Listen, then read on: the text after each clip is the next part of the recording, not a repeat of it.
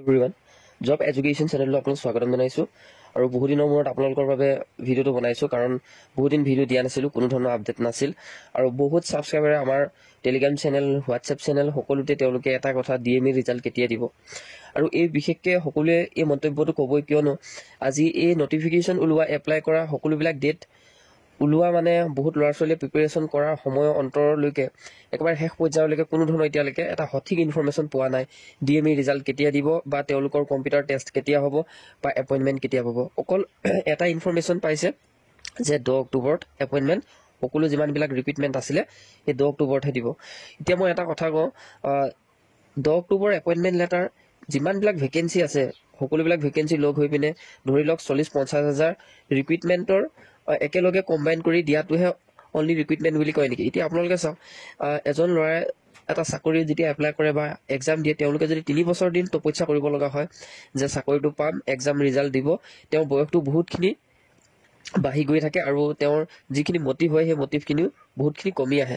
তো মই এটা কথা ক'ব পাৰোঁ যে অসম চৰকাৰে যিমানখিনি ভেকেঞ্চি আছে এক্সাম লোৱাৰ পাছতেই সকলোখিনি প্ৰচেছ কৰিব লাগে, কিয়নো এজন ষ্টুডেণ্ট, মই এইটো কোনো ধৰণৰ গোচৰ দিয়া নাই, মই এটা কথা কৈছোঁ যে এজন ষ্টুডেণ্ট হিচাপে এই কথাবোৰ ৰিলেট হয়, সকলোৱে জানে আৰু বহুত ছাবস্ক্ৰাইবাৰে বহুত দুখ লগাকৈ কমেণ্ট কৰে যে DME এক্সামটো ভাল হৈছে, এতিয়ালৈকে কিয় ৰিজাল্ট দিয়া নাই, তেওঁলোকৰ যিটো মটিভ আছিলে যে চাকৰিটো পাম বুলি এতিয়ালৈকে কিয় দিয়া নাই, সেই মটিভেশ্যনটো তেওঁৰ ডাউন হৈ গৈছে আৰু প্ৰিপেৰেশ্যনৰ ক্ষেত্ৰতো বহুতো ইম্পেক্ট পৰিছে।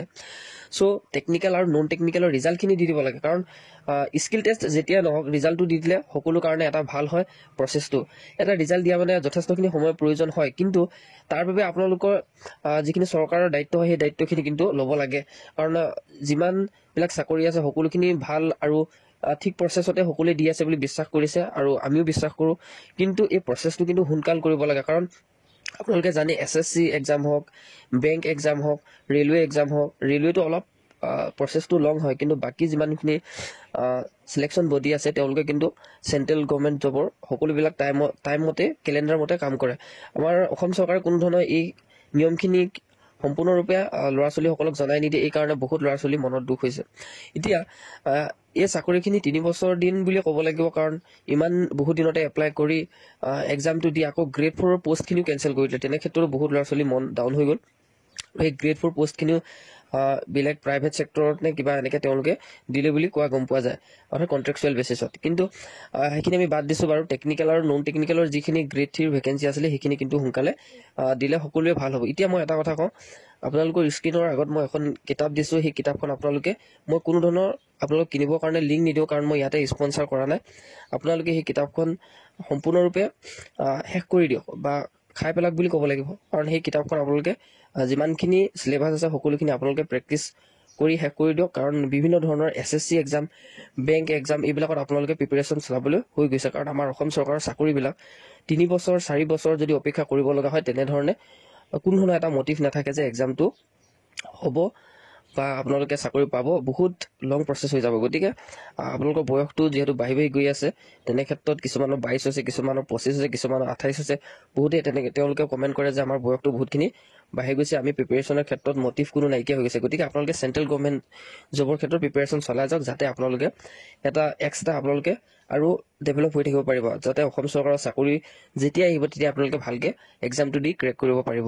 আৰু যিখন মই কিতাপ আপোনালোকক শ্ব' কৰাই দিছোঁ, এখন মেথছৰ কিতাপ হয়, আপোনালোকে যিকোনো কিতাপ ল'ব পাৰে মেথছৰ, খালি মই এখন ভাল ফিডবেক থকা কিতাপ দি দিছোঁ, আপোনালোকে এখন কিনি ল'ব। মই কোনো ধৰণৰ স্পনচাৰ নকৰোঁ, লিংক ডেছক্ৰিপশ্যনতো নিদিওঁ, আপোনালোকে ডাইৰেক্ট গৈ পিনে আপোনালোকে ফ্লিপকাৰ্ট বা এমাজনত বাই কৰি ল'ব পাৰিব। যিমান কষ্টেৰে ভালকৈ খেলুৱৈ এজনৰ কথা কৈছোঁ, পাছত গৈ মই সিমানে সন্মান পাম, মেডেল পাম। খালি মাত্ৰ এটা বস্তু লৈ লওক যে মই খেলিম ডিচিপ্লিন। মই যদি গায়ক হওঁ, মই গান গাম ডিচিপ্লিন। মানুহ আহক উল্টা উল্টি কওক, মই কৰাটো কৰিমেই।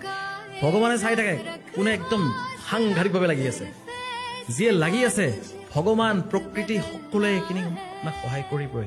এতিয়াই কষ্ট কৰক, কষ্ট কৰাৰ সময়। আৰু কিতাপখন লওক আৰু আপোনালোকে সকলোবিলাক চিলেবাছ চেক কৰি দিয়ক মেথছৰ, কাৰণ এই মেথছৰ কাৰণে বহুত ল'ৰা ছোৱালীয়ে কম্পিটিশ্যনত কিন্তু পিছ পৰি গৈছে। এইটো কথা বহুতে টেলিগ্ৰাম চেনেলত জনায় বা হোৱাটছএপ চেনেলত জনায়। চ' ইমানখিনি মই ক'ব বিচাৰোঁ। আৰু DME ৰিজাল্টৰ বিষয়ে যদি কওঁ, আপোনালোকে চাওক অক্টোবৰ মাহতে কিন্তু এপইণ্টমেণ্ট আছে।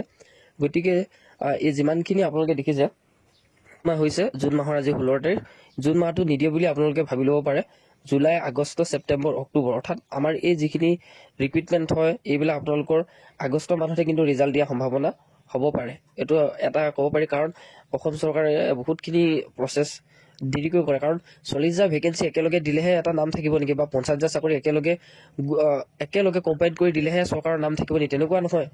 সেইটো ভবাটোৱে ভুল হৈছে, কাৰণ যিমানখিনি চাকৰি হয় এটা টাইম পিৰিয়ডৰ সময়ত দিব লাগে।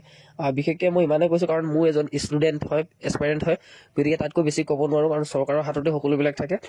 বহুতে এইখিনি কথা বিষয় লৈ সুধি থকাৰ কাৰণে আপোনালোক জনাই দিলোঁ। কোনো ধৰণৰ এতিয়ালৈকে আপডেট নাই, আৰু হয়তো মেডিকেলৰ এক্সাম কিছুমান ভেকেঞ্চি হ'বলৈও আছে, সেই ভেকেঞ্চিখিনিও এতিয়ালৈকে এক্সাম হোৱাই নাই। গতিকে তেনে ক্ষেত্ৰত ৰিজাল্টৰ আশা ইমান সোনকালে কৰাটো অসম্ভৱ বুলিয়ে ক'ব লাগিব।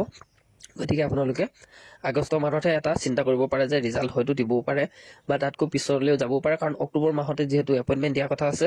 চ' সেই কথা ভাবিয়ে আপোনালোকক আগষ্ট মাহত হয়তো দিব বুলি এটা সম্ভাৱনা কৰিব পাৰি। আপোনালোক কমেণ্ট ছেকশ্যনবিলাক জনাব আপোনালোকে মনত কি ভাবে চৰকাৰৰ ওপৰত, সেইখিনি আপোনালোকে দিলে নিশ্চয়ৰূপে ভিডিঅ'টো বনাবলৈ আৰু বেছি ভাল হ'ব। নেক্সট আপোনালোকে কি বিচাৰে সেইখিনি আপোনালোকে জনাব।